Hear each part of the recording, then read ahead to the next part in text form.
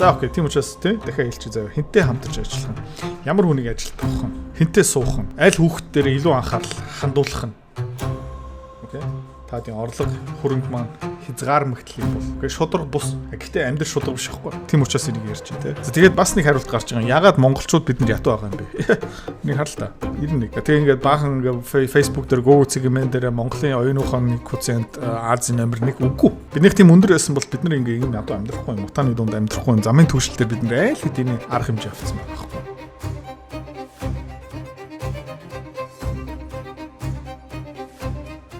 Эдрий чиний амжилтын нууц юу юм бэ? Номер 1 би ухаантай. Номер 2 би хөдөлмөрч. За тэгэхээр номер 1 ухаантай байх нь хөдөлмөрч байхаас нь хэд дахин илүү үнцэнтэй юм бэ гэх юм бол бараг 5 муу 6 дахин илүү үнцэнтэй. 500% илүү үнцэнтэй. За дараагийн асуудал. За эдрий чиний IQ ойролцоо хэд юм бэ? Ерөнхий 3 удаа тестлсэн. Тэ. Нэг удаа 132 гарсан, нэг удаа 122 гарсан, нэг удаа 128 гарсан. За тэгээ миний таамаг юу юм бэ гэхмэл 130 л арай биш. Би 130-ын IQ-тэй хүмүүстэй уулзж ирсэн. Надаас илүү ухаантай, надаас илүү хурдан боддог, сэтгэдэг, надаас хамаагүй илүү бүтээмжтэй. Тийм учраас 102, 122, 122-оос 125 авцсан байхаа. За тэгээд энэ хэр хаврын хэр түгээмэл юм. За ерөнхийдөө ингээ харах юм бол 115-аас 130-ын хооронд нийт хүн амын 13.6% заяа. Окей. 13.6%. Та хэд нэг өрөөнд дотор ороод, окей. 100 хүнтэй өрөөнд дотор ороод тэрний тэ 13 хүн ойролцоо 115-аас 130 IQ-тэй. Гэхдээ би одоо 125 л дөхөд байгаа юм бол 130-тай илүү ойрхон байгаа байхгүй. За тэгээд 130-аас 135 тий оюун ухааны коэффициенттэй хүмүүс нь хэр хавар юм бэ гэх юм бол хүн амын 2%. За 214 үржүүлэх нь 100 гэх юм бол нэг өрөөнд дотор тий нэг өрөөнд дотор 100 хүн цуглууллаа. 2.1% нь л ийм өндөр ухаантай байхгүй. Айгу бараг байхгүй байгаа зү тий. За тиймэрхүү хүмүүс нь бараг байхгүй. Окей. За тэгээд 135-аас дээш IQ-тэй хүмүүс бараг олдохооргүй байхгүй. За тэгээд 147, 150 IQ-тэй хүмүүс бүр 10,000 хүний нэг, 100,000 хүний нэг. Elon Musk-ийн IQ ойролцооныг 155-аас 160 гэсэн баха. Тэгээ баг энэ байхгүй байхгүй юу? Тим хүн. За нэмээд ажилсаг байхын тулд одоо юу гэсэн үг юм бэ те? Бүр амар хэцүү болж байгаа байхгүй юу? За. Тэгэд дундаж IQ оюун ухааны коэффициент 100 байхгүй юу? За 100 байна гэдэг чинь жоохон юм бичиж чадна, жоохон юм уншиж чадна. Ингийн ажил хийж чадна гэхдээ заяа бүтээмжтэй хүн биш. Окей. Бүтээмжтэй хүн биш. Бүтээмжтэй хүн би юу ярьж байна гэх юм бол өөрийнх нь хөдөлмөр нь заяа өөрийнх нь бүтээж байгаа юм нь өөрийнх нь хоол, байр, сав, унаа, зардлаасаа давах юм уугүй мó? Бараг давахгүй. Тим хэцүү, тим чанга. За ингээд доошо 85-аас доош яваад ирэх юм бол үйлдвэрийн шугам дотор ажиллах хэцүү болж байгаа. 80-аас доош оюун ухааны коэффициенттэй хүнийг цэрэгт авч болохгүй. Яг их мэл тушаал ойлгохгүй.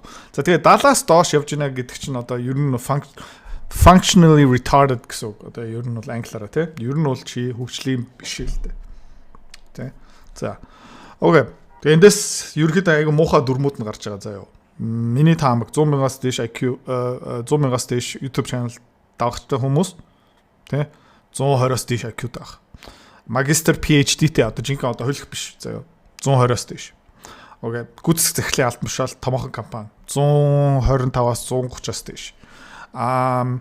Тэрбум долларын үнэлгээтэй компани бүтээх 135-аас 135 130 хавцаа байхаа.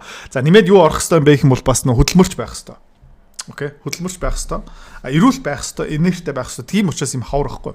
За тэгээ эндээсээ бас дахиад нэг балаа дүрм гарч байгаа. Хинтээ хамтрах хэвээр юм бэ? Ямар хүнтэй компани хамтарч үүсгэн байгуулах хэвээр юм бэ? Тэ. Та нэг гоц ухаантай хүмүүстэй хамтран ажиллаад үз. Тэдний гараас зүгээр юм гараал байна. Тэгээд өөрийнх нь их магтмааргүй зүгээр юм бодд үнэ. Өдрөтөө чи яаж өдөртөө 3 4 5 видео гаргаж чаддаг юм бэ? Тэрний хажуугаараа хөрөнгөний зах зээл судалгаа хийгээд, үнэлгээ хийгээд компани үүсгэн байгууллаа яаж явдаг юм бэ? Яагаад гэх юм бол би амар бүтээмжтэй байхгүй. Яагаад гэх юм бол миний тарих амар хурдан ажилладаг. За тэрийг хадгалж авахын тулд сайн унтах хэвээр, сайн тэжээл авах хэвээр, дасгал хийх хэвээр байхгүй. За. Окей. Дахиад нэг заван юм юу гарч байгаа юм бэ гэх юм бол те эндээс аль болох хурдан шиг хүүхдүүдтэй IQ-ийн тест өгчих. За тэгээд ямар хүүхдийг хувийн сургууль явуулах хэрэгтэй юм бэ? Ямар хүүхдийг дугууланд явуулах хэрэгтэй юм бэ? Ямар хүүхдэд баахан ном авах хэрэгтэй юм бэ? Ямар хүүхдийг гадагш явуулах юм бэ гэх юм бол тодорхой аахгүй юу? Өдрөө тэгтээ наа чи шудраг биш ээ. Таадын хөрөнгө мөнгө орлого нь хязгаармагдл юм бол заа юу. Тэ? Говийг услах уу? Тариалангийн талбай услах уу? Агүй ойлгомжтой. За тэгээд энийг хэдүүлээ илүү жоохон задлаа, илүү жоохон аимшигтай болгоё, илүү шок та нэг оруулъя тэгээ Jordan Peterson-ыг сонсцгоё. Jordan Peterson өөрөө IQ 150 байсан ш. Окей. Тэгээд түрүүнийг ингээ зураг харахаараа ямар ховор хүн юм бэ гэх юм бол энэ харагдаж байна тий. 150. За 147 гэдэг чинь хүн амын 0 100-ны тий. Одоо 10,000 хүн авлаа заяа. 10,000 хүн авлаа. Үржүүлэх нь 0. Одоо энэ бол 1% тий. Энэ бол 1%. За тийм учраас 0 0 тэ 1 3 баггүй. 10,000 хүний гол дунд нэг Jordan Peterson олохын тулд хэдэн хүн байгаа юм бэ? 1.3 байхгүй юу? Окей. Тим хавар. За нэмээд бичих чадвартай, ярих чадвартай, хөдөлмөрч.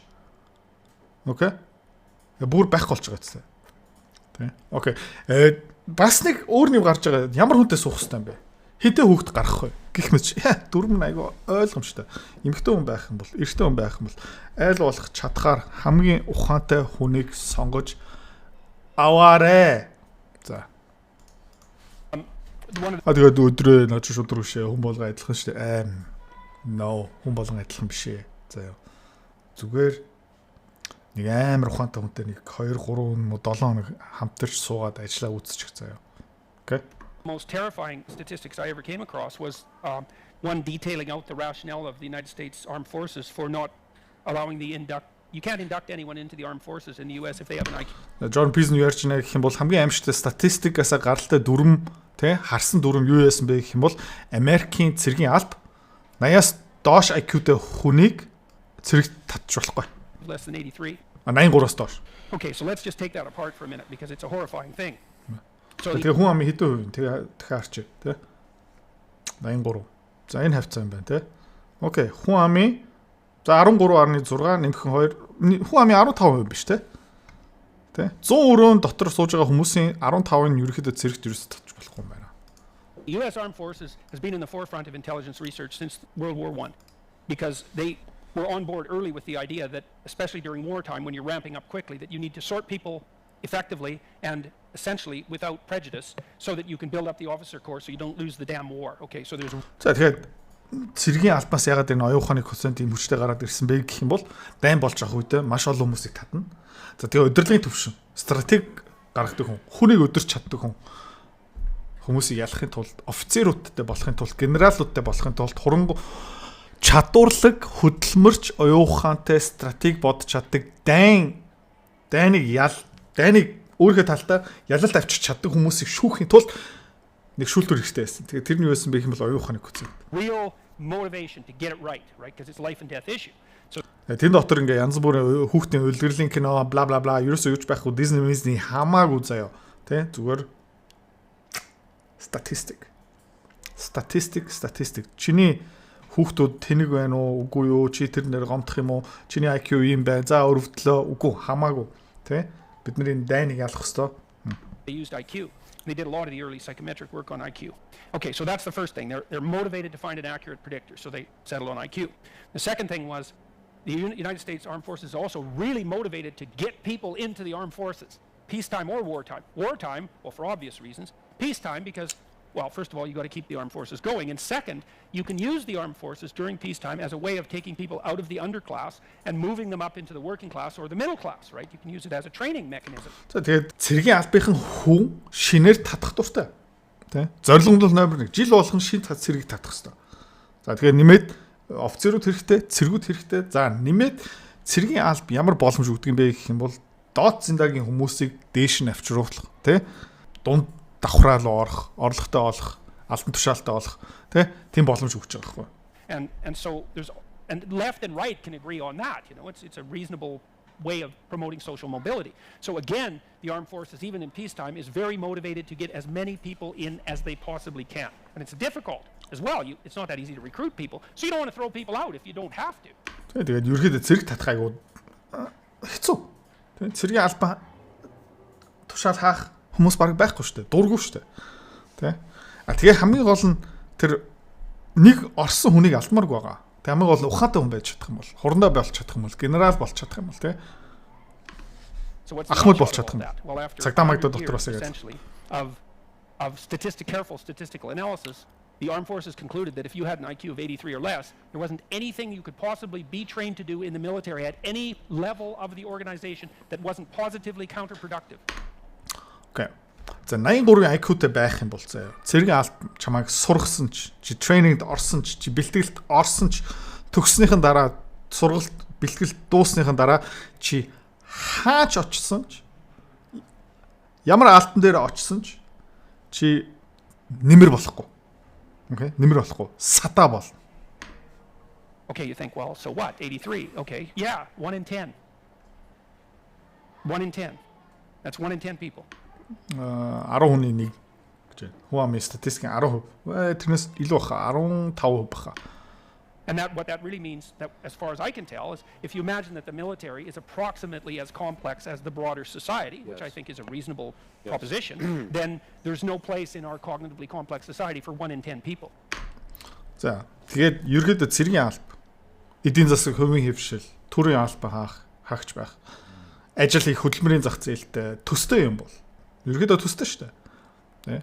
А тэгэх юм бол хүн амын 10-аас 15% манай энэ нийгэм эдийн засаг дотор шүү дээ. Хөв нэмэр болох чадахгүй, үнцийг бүтээж чадахгүй, тэндээ оролцох, ерөн шударгаар хэлэхэд хэрэггүй. Муухай сонсогч байна. Гэтэ үнэ. So what are we going to do about that? The answer is no one knows. Say, well, shovel money down the hierarchy. It's like the problem isn't lack of money. I mean, sometimes that's the problem, but the problem is rarely absolute poverty. It's rarely that. It is sometimes, but rarely. It's not that easy to move money down the hierarchy. So, first of all, it's not that easy to... Тэг юу ёстой бэ? IQ дэвшүүлдэг арга байхгүй тий. За тийм учраас татвар өсгөөд тэр хүмүүс янз бүрийн хандив мандив нийгмийн тий шилжүүлэг хийгээд тэднийг ингэ тэжээх ёстой юм. Амархан нэг шийдэх арга байхгүй. Manage money.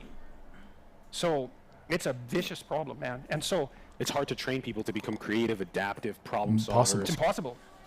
Тэ хүнийг creative болох чадахгүй. Хүнийг хөдөлмөрч болох чадахгүй. Хүнийг ухаантай болох чадахгүй. Хин нэг нь заяа. Хүнийг ухаантай болгодог им эмчилгээ олчих юм бол дэлхийн бүх асуудал шийдэгдэх. You can't do it. You can't do it. You can interfere with their cognitive ability. But you can't do that. Its training doesn't work. За тэгээд бас нэг эндээсээ юу гарч байгаа юм бэ гэх юм бол заяа. Африк яагаад юм хөгжөөг байгаа юм бэ? Тэ? Африк яагаад зам тавьж чадаагүй юм бэ? Африкт яагаад тэ цагаан хүмүүс ирэхээс өмнө төмөр зам байгаагүй юм бэ? Цахилгаан байгаагүй юм бэ? Зарим хэсэгт бүр дуугүй байгаагүй юм бэ? Тэ? Хөдөө аж ахуйны салбар байгаагүй юм бэ гэх юм бол за окей. Та энэ харуулчих заяа.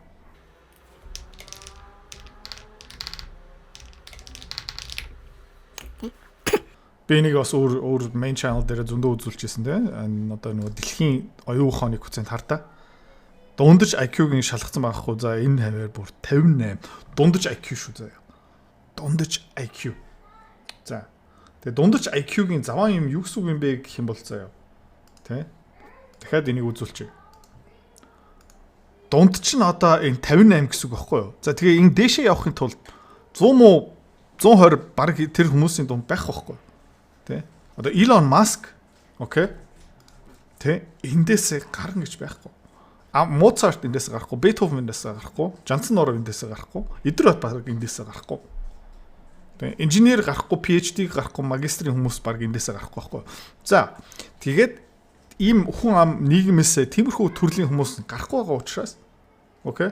Тэг яагаад тэд нэр амтэн шиг амьдарч байгаа юм бэ гэх юм бол за окей, эдрээ чи расист юм уу? Үгүй. Тэ? Өмнө өөр миний main channel дээр бас үнээр ярьж исэн. Цагаан хүмүүсээр дүүрсэн. Тэ? Одоо хүн амын баг 96-97% цагаан. Эсвэл Аз цагаан одоо Япон хүн шиг, Солонгос хүн шиг заяа. Ядуу орн байдаг юм. Бага мó. Боддоо. Байхгүй. Бүгдээрээ хөгжчихсөн. Бүгдээ ядуурлыг барцсан. Окей? За, эргүүлээ бодчих. Хар арьстангаараа дүүрсэн. Тэ 95 96. Тэ ядуу орн байгаа. Бүтэн континент байна шүү дээ. За окей, тийм учраас тэ дахиад хэлчих заяа. Хинтээ хамтарч ажиллах нь. Ямар хүнийг ажилд авах нь. Хинтээ суух нь. Аль хүүхэд дээр илүү анхаарал хандуулах нь. Окей. Таадын орлого хөрөнгө маань хязгаармагтал юм бол. Окей, шудраг бус. Гэхдээ амьдрал шудраг биш байхгүй. Тийм учраас би тийм учраас энийг ярьж байна, тэ. За тэгээ Герман Францын дундаж IQ 100 муу гас дэш байсан байхгүй юу? Гэхдээ эдгээр юу хийсэн бэ гэх юм бол хүн амынхаа 5-аас 10% гаднаасаа оруулсан. Хаанаас нь бэ гэх юм бол Африкаас байхгүй юу? Тэ. За тэгээд бас эндээс бас нэг хариулт гарч байгаа. Ягаад монголчууд бид нар ятуу байгаа юм бэ? Нэг харал та. 91. Тэгээ ингээд баахан ингээд Facebook дээр Google сегмент дээр Монголын оюуныхон 1% Азийн номер 1 үгүй. Тэ биднийх тийм өндөр байсан бол бид нар ингээ ийм ядуу амьдрахгүй юм. Мутаны дунд амьдрахгүй юм. Замын түвшил дээр бид нар айл хэдийн арга хэмжээ авцсан байгаа байхгүй. Тэ шудраг нь бол энэ гашуун үн нь бол энэ. За тэгээд компани үүсгэн байгуулмаар байгаа юм бол хамтарч ажилламаар байгаа юм бол хүүхд гаргамаар байгаа юм бол зөв хүнээ зөв сонгоорой. Тийм ээ. Яг гэх юм бол энэ генетикээрээ дэмждэг юм шүү. Тэ за